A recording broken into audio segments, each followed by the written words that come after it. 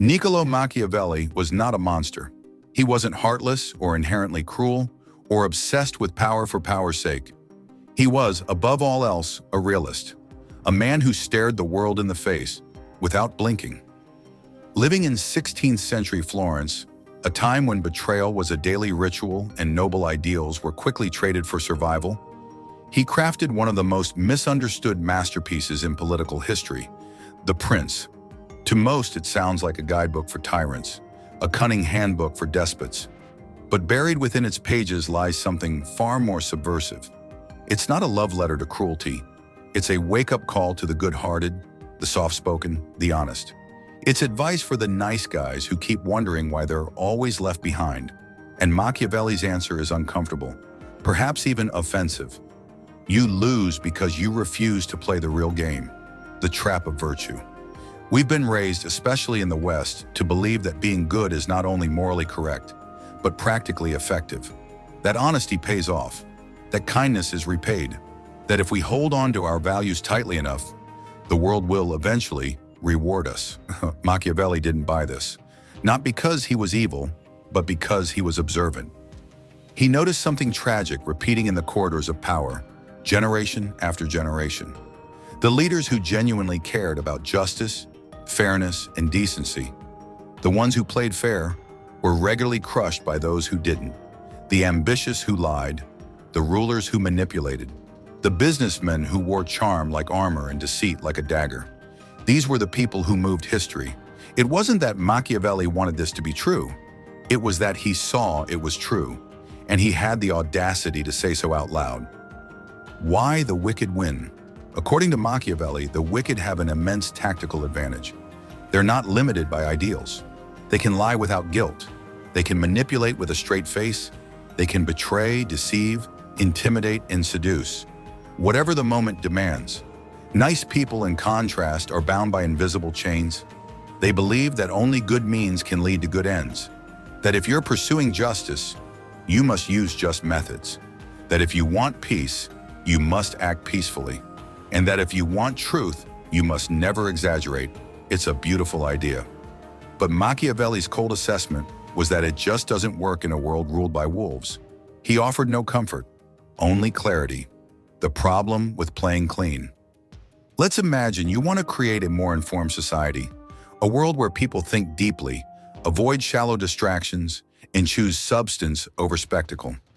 You write thoughtful essays, you engage in respectful debates, you build platforms rooted in logic and nuance. Then someone else shows up, slick, loud, unburdened by the truth. They shout in headlines, simplify the world into binaries, and manipulate emotion at every turn. Guess who wins? It's not because the world prefers lies. It's because the game isn't about truth. It's about attention. And attention is won not by virtue, but by strategy. Machiavelli would not advise you to lie, but he would urge you to understand how liars win. Not so you can become one, but so you can compete. Jesus was good, but was he effective? There's one story that Machiavelli couldn't ignore, the story of Jesus. Here was a man who embodied goodness, patience, and compassion. He turned the other cheek. He forgave his enemies. He lived by the highest principles. In Machiavelli's observation, Jesus was crucified. From a divine or spiritual view, his story is triumphant. But from a purely worldly perspective, one that Machiavelli focused on, Jesus was abandoned, mocked, and executed by the very people he tried to help. It's not a comfortable comparison, but it's one that Machiavelli forces us to confront. Because if your goal is to influence the world, not just live righteously within it, then you cannot afford to ignore what actually works. Learning from the enemy. The most misunderstood part of The Prince is its true target audience. It's not written for tyrants. It's written for the idealists who keep getting outmaneuvered by tyrants.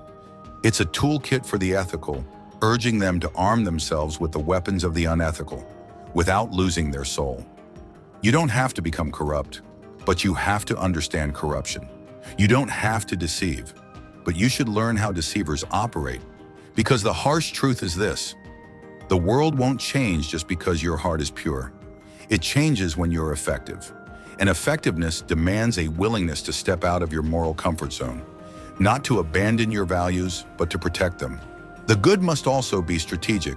If you're a good person, you may be tempted to reject any strategy that smells of manipulation.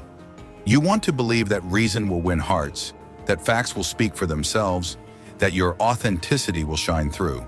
But Machiavelli would whisper in your ear, your enemy doesn't care about authenticity. He cares about outcomes.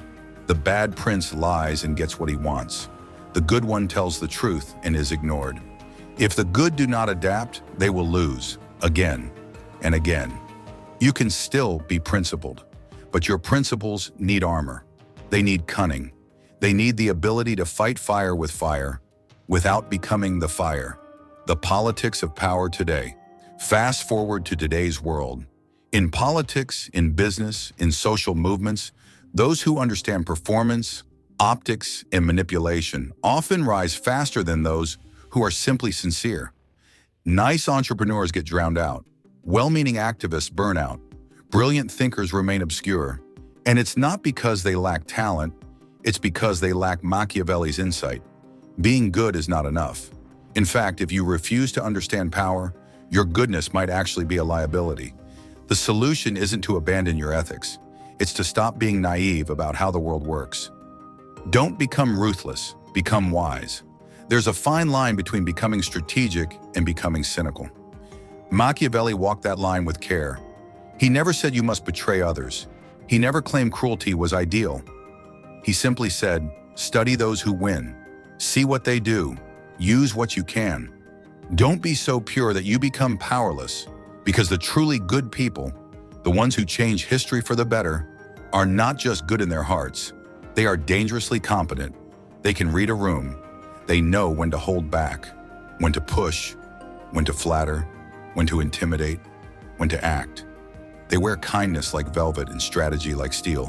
What's the point of goodness if it's ineffective? At the end of the day, Machiavelli wasn't promoting evil. He was confronting us with a deeper question. What's the value of our values if they never lead to change? We say we want a better world, less corruption, more justice, more dignity. But we insist on playing by rules that the powerful ignore. We insist on purity, even as the world burns. Maybe, just maybe, we need to get our hands a little dirty, not to become like them, but to stop them. We need to outthink the cunning, outspeak the deceivers, outmaneuver the manipulators. If you truly care about virtue, then learn how to make it win. Machiavelli's final challenge. Machiavelli doesn't mock the good-hearted. He respects them, but he warns them. Stop blaming the world for your failure. You're not losing because you're too good. You're losing because you're unprepared. In a world where wolves run wild, lambs need more than moral conviction. They need teeth. They need strategy. They need the cold wisdom of the man from Florence who dared to speak the truth. Machiavelli doesn't ask us to become cruel. He asks us to wake up. If this message stirred something within you, don't keep it to yourself. Share it. Someone else might be walking the same silent path, waiting for a sign that they're not alone. Stay grounded. Stay thoughtful. Stay awake.